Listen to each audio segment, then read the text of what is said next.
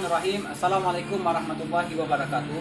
Di sini saya akan menjelaskan cara penerimaan pasien baru di ruang IGD.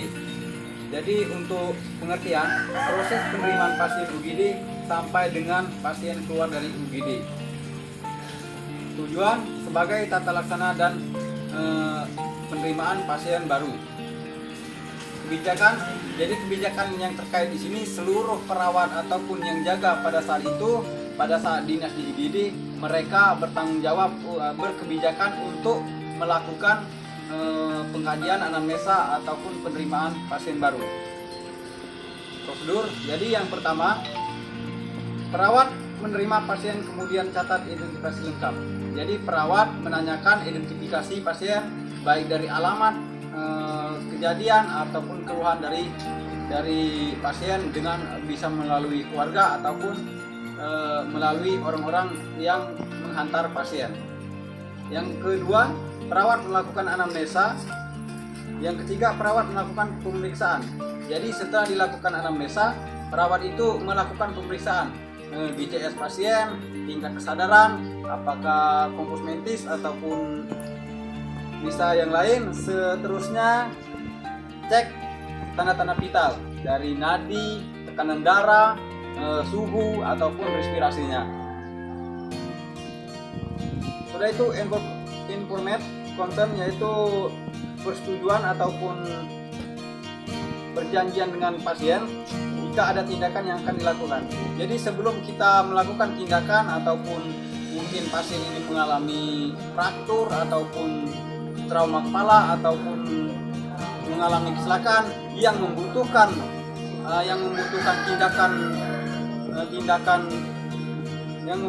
tindakan yang akan dilakukan, kita wajib melakukan informate consent dengan keluarga pasien. Yang kelima, pengelompokan pasien. Nah, di sini pada saat di IGD kita bisa melakukan pengelompokan pasien. Apakah pasien itu gawat darurat, gawat tidak darurat, tidak gawat dan tidak darurat. Jadi kita di sini ada, biasanya kalau di IGD dibagi menjadi beberapa triase, yaitu apabila pasien tidak gawat tidak darurat maka dikelompokkan di warna biru, dan apabila pasien gawat darurat biasanya dikelompokkan di warna merah, dan pasien gawat tapi tidak darurat biasanya dikelompokkan di warna kuning, dan apabila pasien dinyatakan meninggal biasanya dikelompokkan di warna hitam. Jangan biasanya memang naik. Jadi untuk yang seterusnya, untuk non gawat dan darurat boleh diberi terapi tempotomatis berdasarkan gejala. Disarankan jika sakit berkelanjutan berobat lagi poli. Jadi untuk pasien tidak gawat dan tidak darurat kita bisa melakukan terapi-terapi yang tempotomatis.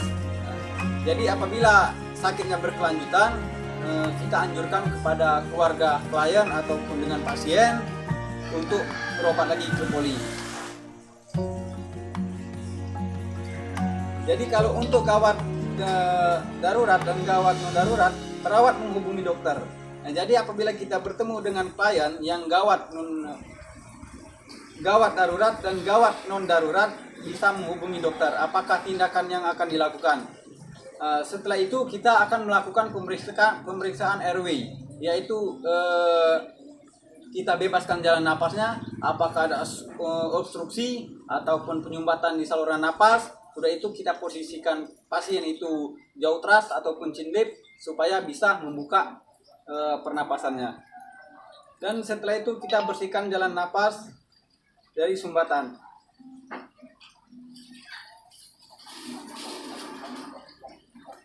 Dan sesudah airway kita akan lanjut ke breathing. Di breathing ini kita apakah mereka butuh napas bantuan,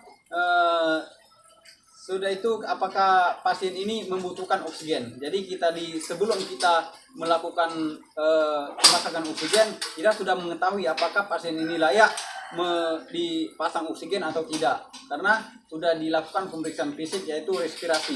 Kita bisa mengetahui respirasinya berapa. Setelah dilakukan respirasi, apakah respirasinya normal ataupun nadi cepat ataupun pernapasannya cepat, bisa kita lakukan untuk pemasangan oksigen dengan collab dengan tim medis lainnya, baik dokter jaga di ruang IGD. Setelah itu sirkulasi, tensi nadi turun, pasang infus, monitor produksi urin, pasang kateter bila perlu. Untuk sirkulasi kita cek nadinya dulu berapa, apakah biasanya apakah pasien ini mengalami kecelakaan, kita tensi. Biasanya turun, kita lakukan pemasangan infus. Dan jangan lupa kita monitor terus input dan output cairan, karena banyak sekali cairan yang keluar, apakah mereka membutuhkan infus atau tidak. Setelah itu pasien dan keluarga pasien melengkapi administrasi. Setelah itu kita himbaukan kepada keluarga pasien untuk melengkapi administrasinya. Yang selanjutnya, yang terakhir, dokumentasikan semua pemeriksaan. Jadi dari awal, dari anamnesa, pemeriksaan fisik, baik pun airway, breathing, dan sirkulasi, kita melakukan dokumentasi. Bisa dicatat di